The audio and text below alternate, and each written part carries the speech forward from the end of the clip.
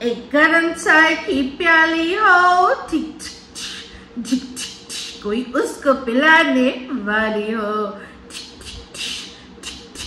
चाहे गोरी हो या काली हो,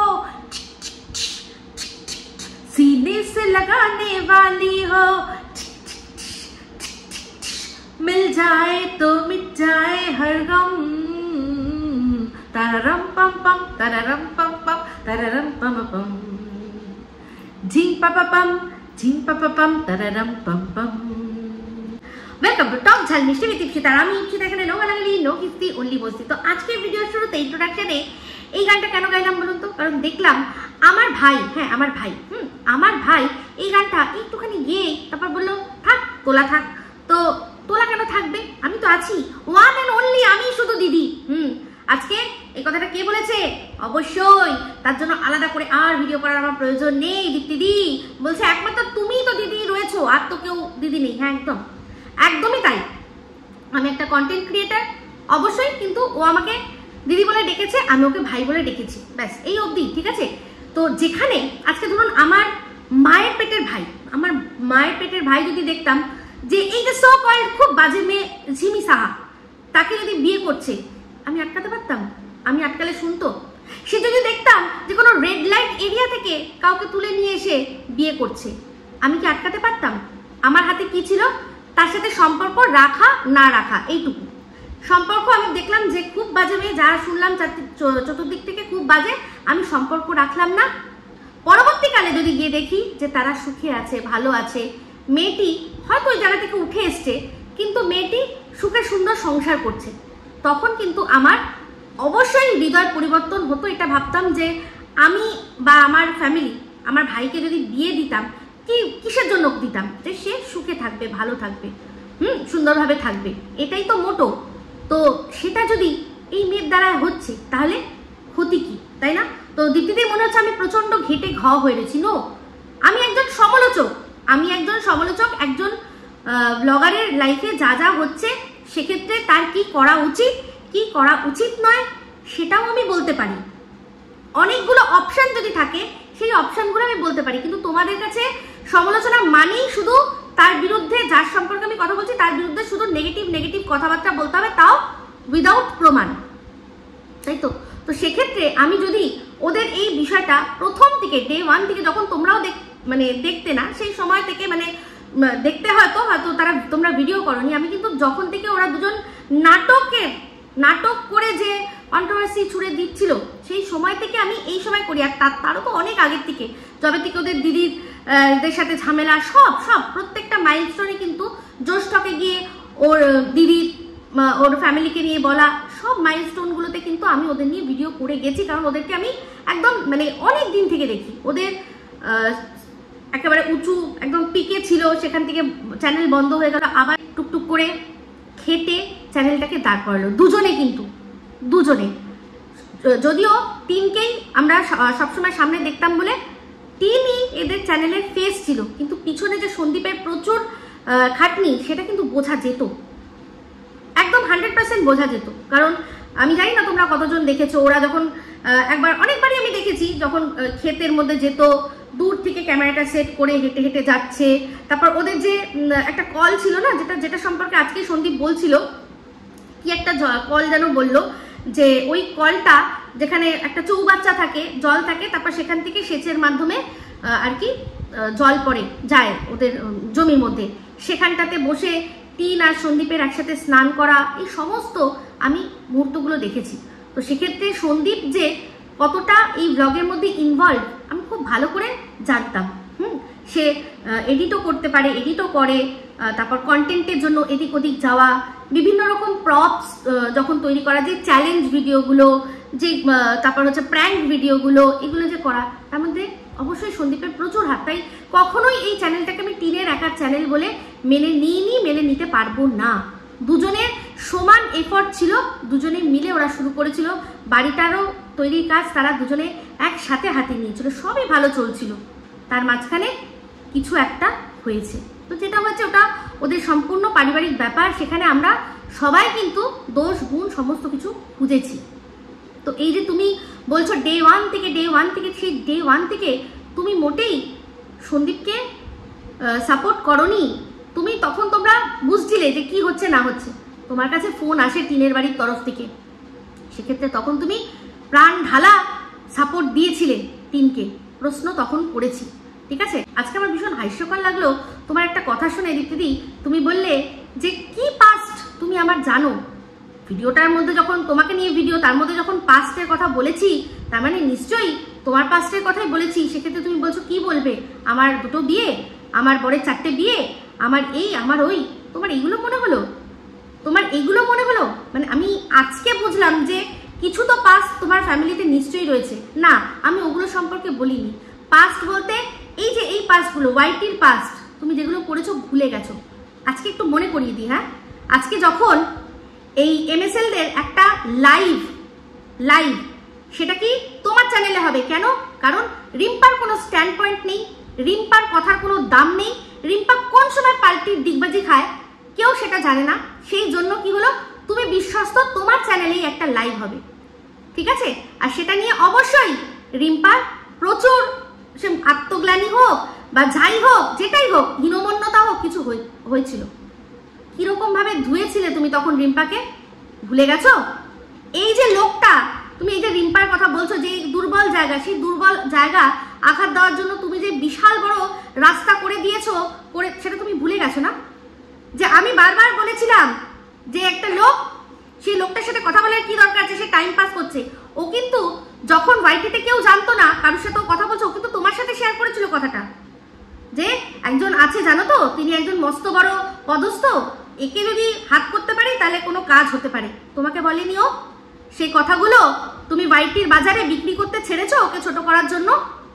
আজকে আমাকে বলছো যে আমি রিম্পাকে টার্গেট করছি। ও দিনের পর দিন আমাকে নিয়ে ওর ভিডিওর মধ্যে অনেক কিছু বলে যায়। আমি ওর ভিডিও সত্যি কথা বলছি, আমি দেখি না। আমি সবাই জানো তোমরা, আমি যখন যেটা দেখি আমি বলি। ওই যে আন্ডা ফুটে বাচ্চার কথাটা কেন জানি না আমার মনে হয়েছে, তাই জন্য আমি দেখেছি। আর সেটাতে যেভাবে যেভাবে পয়েন্ট বলেছে সেভাবে আমি বলেছি।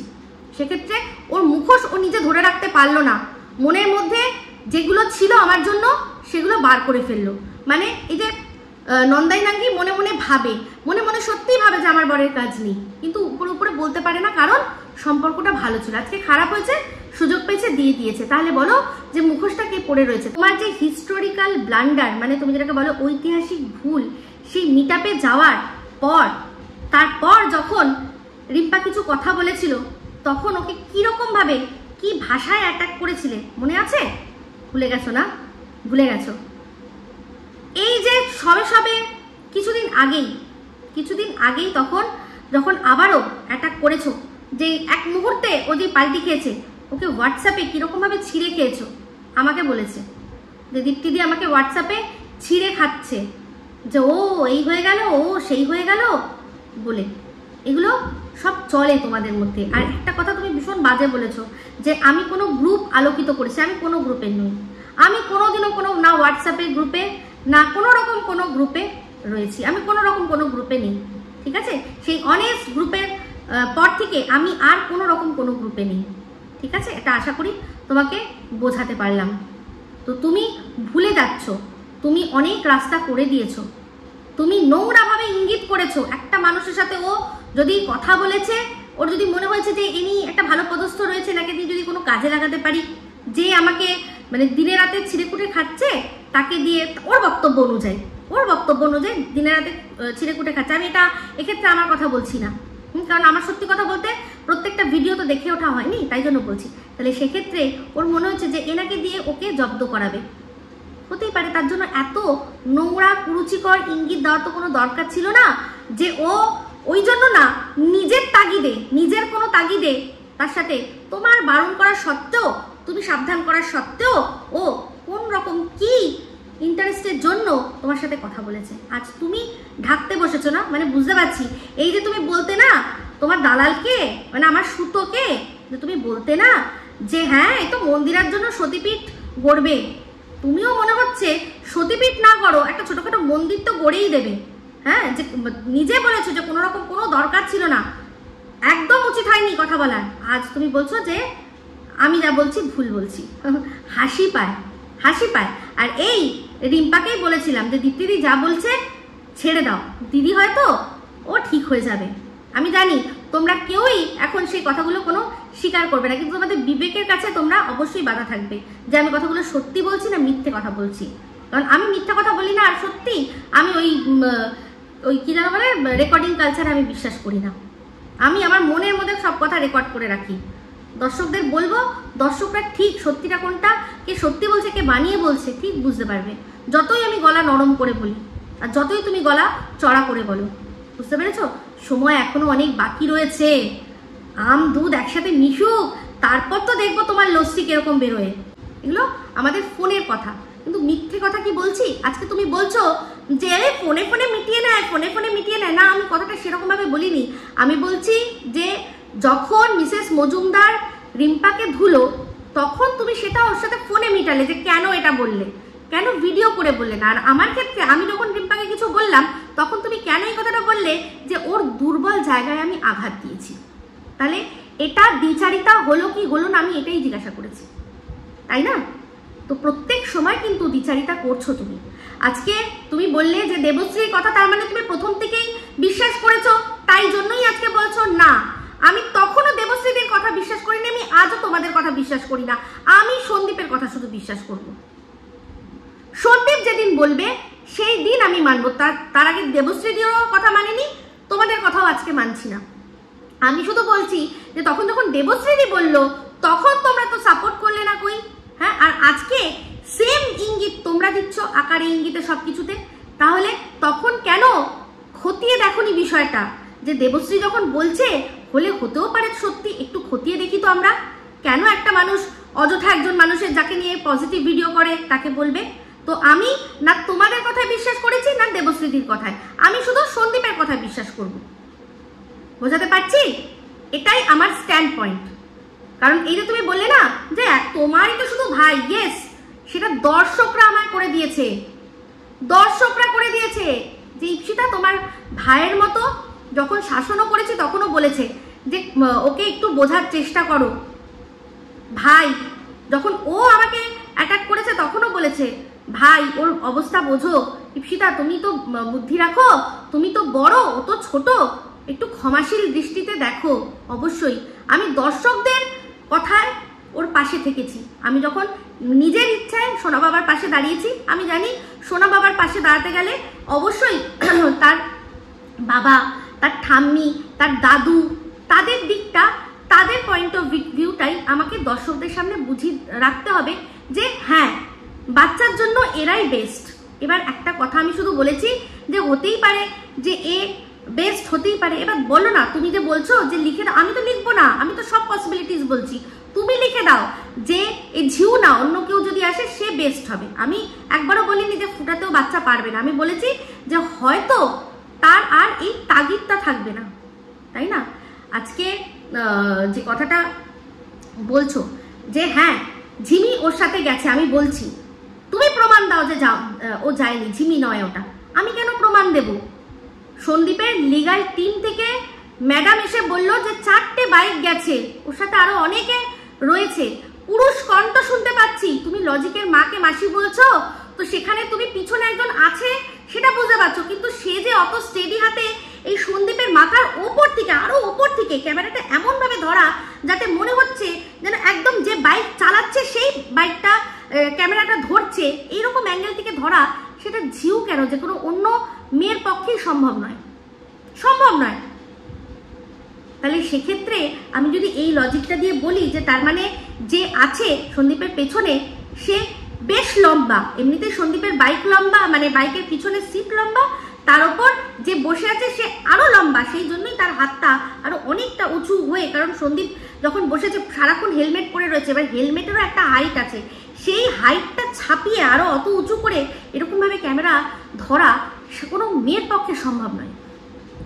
তো আজকে আমার কমেন্ট বক্সে একটা কমেন্ট এসছে, সেখানে অবশ্যই আমাদের ভীষণই একজন আর কি ভালোবাসার মানুষ সুচি, সে কমেন্ট করেছে যে দিদি আমি দেখেছি ওই সন্দীপ যে রুমটা ছিল সেখানে ও একটা হেলমেট দেখেছে, সেটা কালো হেলমেট, বলছে এটা কোনোভাবে কোনো মহিলার হেলমেট নয়, মানে পুরুষের হেলমেট, মহিলাদের হেলমেট তো আলাদা হয়, তো ফুল মাস্ক আর কি যেরকম ছেলেরা যেরকম পরে, বলছে কালো সেরকম ধরনের একটা হেলমেট আমি দেখেছি, সেটা ওর বক্তব্য। তাহলে আমি তো বলছি তুমি এই যে লোকটাকে কাকতালীয়ভাবে বারবার সন্দীপের পিছে পিছে দেখছি, আমি বলছি যে হতে পারে এই লোকটা সে, তুমি বলছো যে না ওখানে ঝিউই আছে, আর তুমি বলছো যে আমাকে প্রমাণ দিতে, তার মানে তুমি ওখানে ছিলে। তুমি যে আমাকে বলছো যে তুমি যে বলছো ওখানে ঝিউ নেই, তার মানে তুমি ওখানে প্রেজেন্ট ছিলে। আজকে তুমি স্টেটমেন্ট দিচ্ছ এইটাই বলে যে হ্যাঁ ওখানে ঝিউ আছে, তুমি প্রমাণ দাও যে নেই। আমি কেন প্রমাণ দেবো? তুমি তার মানে আছে যখন, তার মানে নিশ্চয়ই তোমার কাছে কোনো ছবি আছে। তোমার যদি ভয় থাকে, তোমার যদি মেরুদণ্ডে জোর না থাকে, আমায় দাও, আমায় দাও। ওরা তো পাবলিক প্লেসে ঘুরছিল, আমি সেটা না হয় দেখিয়ে দিচ্ছি। সে এখানে দেখাই, ফেসবুকে আপলোড করি, যেখানে হোক আমি আপলোড করে দিচ্ছি, দাও তোমার কাছে আছে, প্রমাণ আছে। তাহলে যে জিনিসটার প্রমাণ নেই কেন সেটা বাজে মানে ভুলভাল কথা কেন বলছো? কেন ভুলভাল কথা বলছো?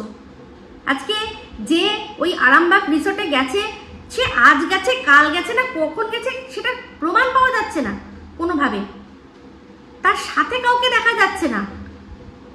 তো সে যেতেই পারে, সে যেতেই পারে।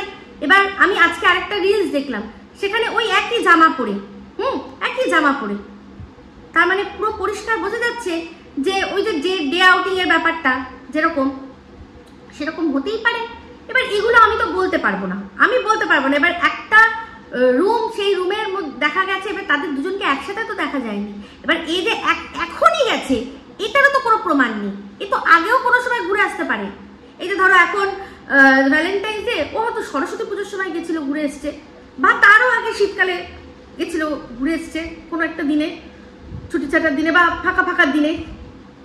যখনই দেখা যাচ্ছে যে চারপাশে কেউ নেই, এই ভ্যালেন্টাইন্স ডে উপলক্ষে তো মনে হয় যে বেশ ভালোই ভিড় হয়েছে ওখানে, নিশ্চয়ই ভিড় তো হয়েছে, তাহলে আশেপাশে কোনো একটা মানুষকে তো দেখতে পেতাম। কারণ সন্দীপকে যখনই রেস্টুরেন্টে খেতে যাচ্ছে, ঢুকছে, দেখছি গম গম গম গম লোকের আওয়াজ, এত লোকে কথা বলছে। একটা ভালো রেস্টুরেন্টে যখন ও লাঞ্চ সারছিল, পুরো বোঝা যাচ্ছে যে ওখানে অনেকগুলো আরো অনেক ফ্যামিলি বসে তারা খাওয়া দাওয়া করছে, তারা নিজেদের মতো গল্প করছে, মানে বোঝা যাচ্ছে যে এই সময় এইখানটায় ভিড় থাকবে। তো এরকম একটা জায়গা, সেখানে তো কাপালে কাপালে ভর্তি থাকবে। সেখান থেকে ও যখন দেখা যাচ্ছে যে সময়টা চারপাশে কেউ নেই, মনে হচ্ছে কোনো একটা উইকডেজে কোনো এক সময় ও গেছে, গিয়ে ওখানে ও ভিডিও করছে। তো ওখানে মানে যেরকম আর কি শুনলাম, তেমনি সময় প্রচুর ভিড় থাকে, কিন্তু ছুটি ছাটার দিন ছাড়া মানে ভিড় থাকে না। তো যেরকম বোঝাই যায় যে এইসব ধরনের জায়গায় ছুটি ছাটার দিনগুলোতে কিন্তু ভিড় থাকে, বা স্পেশাল অকেশন যেগুলো সেগুলোতে ভিড় থাকে, আর অন্যান্য সময় থাকে না। তো ওই রকম একটা জায়গায় ওখানকার যারা কাপলরা রয়েছে, তারা কি এখানে একটাও চারপাশে ঘুরবে না? এরকম কি হতে পারে? আমি জানি না, বলতে পারছি না। যেটা দেখবো না সেটা বলবো কি করে? তো যাই হোক, যেটা দেখেছি সেটা নিয়ে বলি। আজকে সন্দীপের যখন ভিডিও শুরু হলো, তখন পরিষ্কার বোঝা গেল যে যেহেতু এখন অনেকটা লং রান করবে, যখন হাওয়া দিচ্ছিল টায়ারে, পাশ থেকে একটা পুরুষ কণ্ঠ, আর তার কাশিটা শুনে মনে হলো তিনি বেশ ভালো স্মোক করেন। কারণ এটা এমন একটা কাশি, এই কাশিটা কিন্তু ওই যারা স্মোক করে তারা একটু মাঝে মাঝে গলা খাকিয়ে নেয়, ঠিক আছে? ওরকম ধরনের একটা কাশি দিয়ে সে বলছে যে কত যেন বললো, মানে টায়ারে কতটা হাওয়া ভরতে হবে সেটা বলে দিল। আমি তো একটা পুরুষ কণ্ঠ শুনছি। আচ্ছা, সেখান থেকে আরো এগোলো, যখন একটা জায়গায় দাঁড়ালো, একটা চায়ের দোকানে, সেটা কিন্তু বাঁকুড়ারই জায়গা। কারণ যখন সন্দীপ কথা বলছিল, তিনি বলছিল কি হ্যাঁ ঠান্ডা বেশি পড়েছে নি, তো এরকম ধরনের টান করে বাঁকুড়ারই জেলার কথা সবাই বলে। সেখানে সন্দীপ যখন দেখলাম কি না, ও দাঁড়ালো, দাঁড়িয়ে প্যাকেট একটা খুললো, চিড়ের প্যাকেট খুললো, খুলে খেয়ে নিল। ভাই কোন সন্দীপ এইরকম করলে কি গার্লফ্রেন্ড নিয়ে বেরোলে এরকম কোনো মানুষ করে? হ্যাঁ, এটা কি সোজা খালি পেটে আছো বলে সোজা খুলে খেতে শুরু করে দিলে?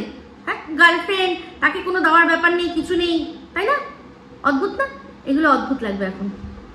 তো সেক্ষেত্রে ও ওখানে জাস্ট খুলে খেয়ে নিল, আর তার সাথে চা বললো, চা খেলো। একটা মানুষ যখন কোনো গার্লফ্রেন্ডকে নিয়ে যায়, সে কি এরকম করে? ও যখনই যেখানে খেতে গেছে, দেখেছেন, একমাত্র ওই প্রথম যে জায়গাটা খেয়েছিল রুটি আর ওই চিকেন ছাড়া, বাদ বাকি সব কিন্তু ভীষণ সাধারণ। ডিম খাচ্ছে, ডিম ভাত খাচ্ছে, তারপর আজকে দেখলাম যে মুড়ি ঘুগনি খাচ্ছে। ওটা যদিও ওখানকার ডেলিকেসি, আমার কাছে তো ওটা ডেলিকেসি, সেটা কোনো কথা নয়, কিন্তু তাও সাধারণত কি করে, ভালো রেস্টুরেন্টে গিয়ে স্যান্ডউইচ কোথায় নাকি খাবে, সেরকম কিছু না। যখন সন্দীপ ওখানে দাঁড়িয়েছিল দেখছিলেন পরপর কটা বাইক গুনেছিলেন একবারও, যে ওরকম একটা হাইওয়ে রোডের মধ্যে হঠাৎ করে এরকম একটা ফাঁকা ফাঁকা দোকানে এতগুলো বাইক কি করে, মনে হয় কতগুলো মানুষের মাথায় ফেটকি ব্যথা দেখেছিলেন। পুরো বোঝা যাচ্ছে যে তারা বাইক রাইড করছে।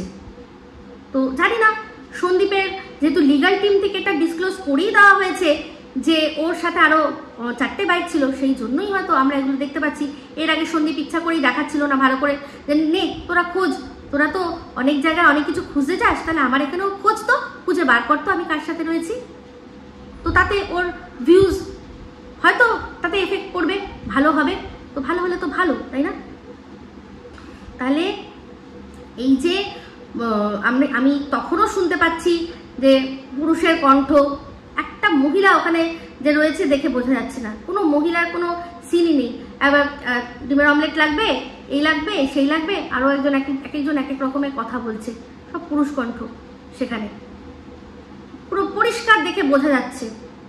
তো যাই হোক, সন্দীপ দেখলাম আলুর জমিতে গেল, আলু দেখালো। হ্যাঁ, বাঁকুড়ায় আলু প্রচুর উৎপাদন হয়, আর হুগলিতেও হয়, সেই জন্যই ওই যে যত বড় বড় কোল্ড স্টোরেজগুলো দেখছো সবটাই কিন্তু বেশিরভাগ আলু রাখা হয়।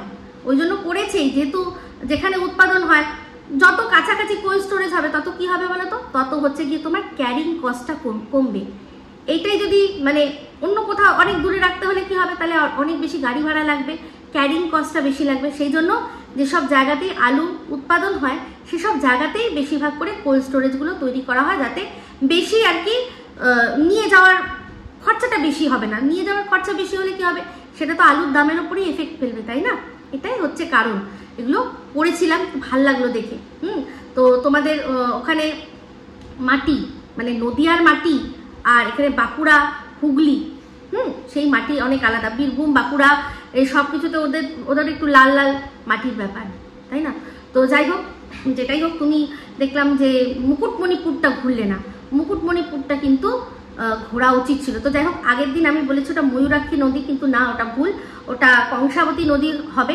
আমার মানে আমি সব একদম ভুল হয়েছে বলা, তো আমি হাত জোর করে ক্ষমা চেয়ে নিচ্ছি, যেটা আমি ভুল বলেছি। ওটা নয়, ময়ূরাক্ষী নদী নয়, ওটা কংসাবতী নদী। আর কংসাবতী নদীর ওপরেই একটা বাঁধ বা ড্যাম রয়েছে, সেটার উপর সেটাকেই ঘিরে ওই জায়গাটা খুব সুন্দর করে সাজানো হয়েছে, হোটেল ফুটেল অনেক কিছুই রয়েছে।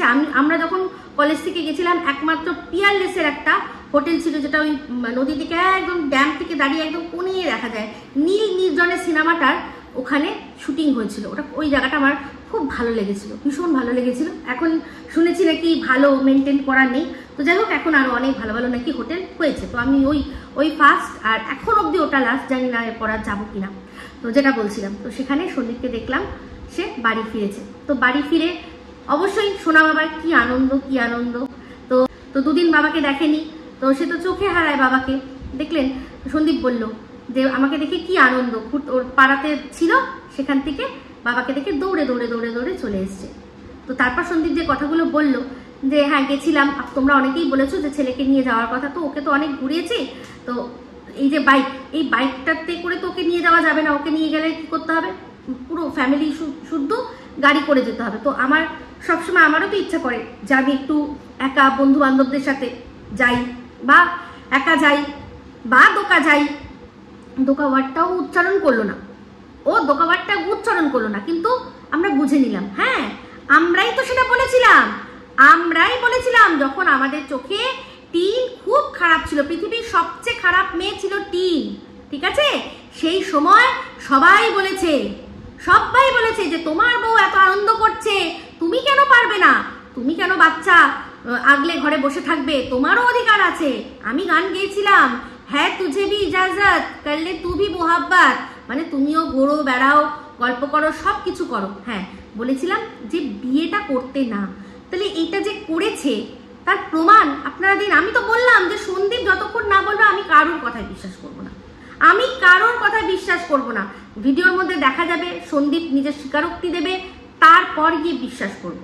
আর আপনাদেরকেও তাই বলছি করতে। আমি তো এটাই বলছি, আমার কথাটা ভালো মতো নেওয়া যাচ্ছে না নাকি কিছু লুকিয়ে রাখার চেষ্টা? হ্যাঁ, আমি তো সেটাই বলছি।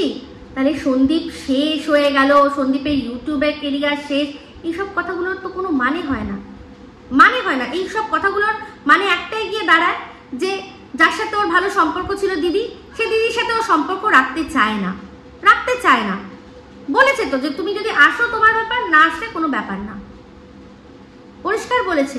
তো তার সাথে তার দিদির ব্যাপার, কাল যদি আবার সব ঠিক হয়ে মিলমিশ হয়ে যায় তখন আমাদের মুখটা কোথায় থাকবে? তাই যেটা ভিডিওর মধ্যে দেখবো সেটাই বলবো। দিদিকে প্রশ্ন করব, কেন ভাই এরকম করলো, কেন ভাই এরকম বললো? তোমার তো ভাই এত ভালো ভাই। তো যাই হোক, সেটাই করেছি বলেই তো আমার ওপর এত রাগ, আমার ওপর এত রাগ।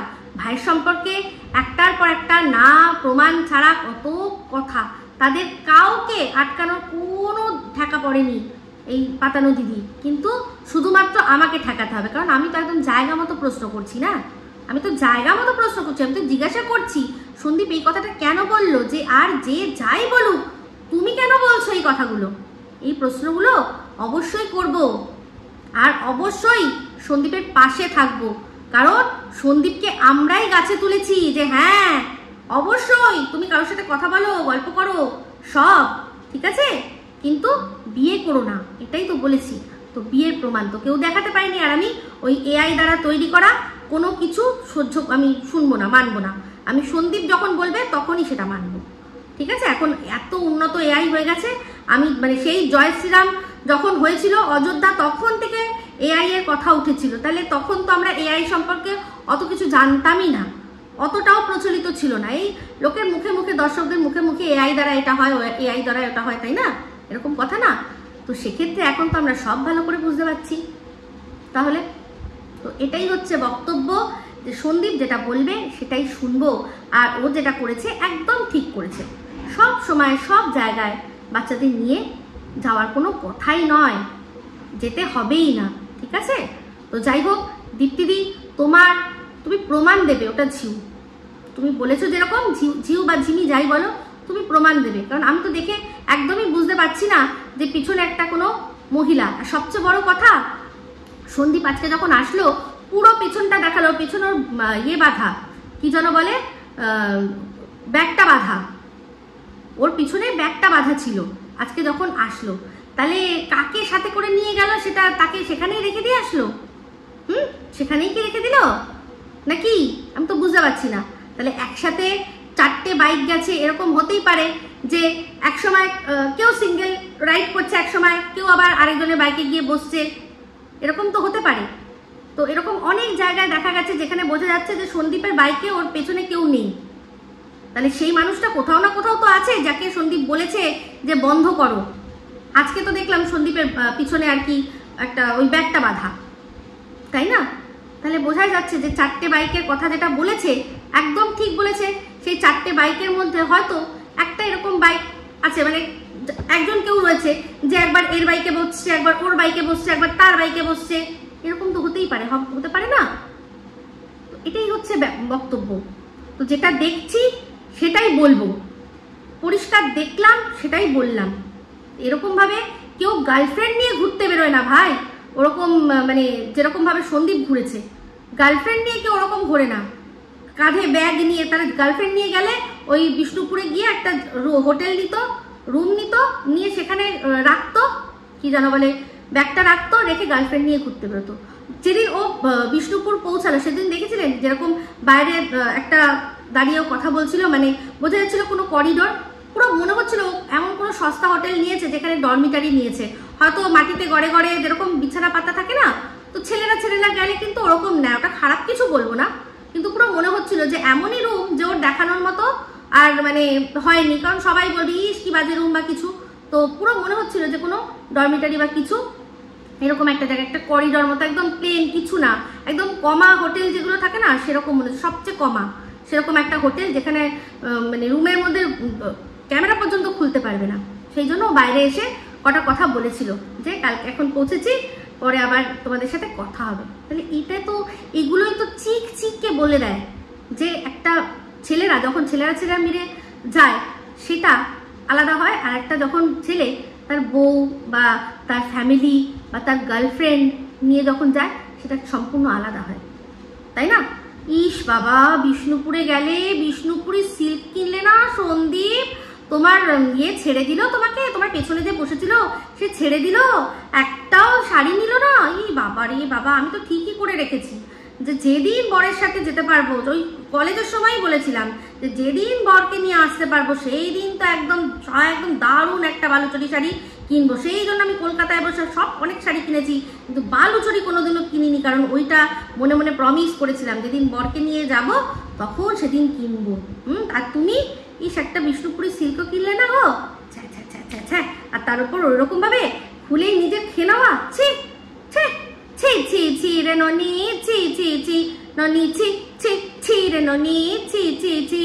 ঠিক আছে, চলুন, এই দিদি বলেছে কিছু যদি থেকে যায় তাহলে অবশ্যই দেবো। আমিও তোমার ওই ভিডিওটার থেকে আরো কিছু থেকে গেলে অবশ্যই কিছু বলবো, কিন্তু সত্যি কথা বলতে এত কেচ্ছা লুকিয়ে রেখেছো, সত্যি বলছি যে এগুলো সামনে আসলে প্রবলেম হয়ে যাবে। আমি জানতাম না গো, আমি ওয়াইটির কথা বলেছি, দেখো বলে দিলাম, প্রমাণ দিয়ে বলে দিলাম যে কি কি করেছো, এরকম আরো অনেক কিছু করেছো তুমি, সেগুলো আস্তে আস্তে নিশ্চয়ই বলবো। ঠিক আছে, তো এই ভিডিওটা ভালো লাগলে অবশ্যই লাইক শেয়ার কমেন্ট করতে ভুলবেন না। যারা চ্যানেলটা সাবস্ক্রাইব করেননি তারা সাবস্ক্রাইব করে নেবেন। সবাই ভালো থাকবেন, সুস্থ থাকবেন। আমার কাছে খুব শীঘ্র নতুন ভিডিও নিয়ে me Ipsita signing off. Love you all.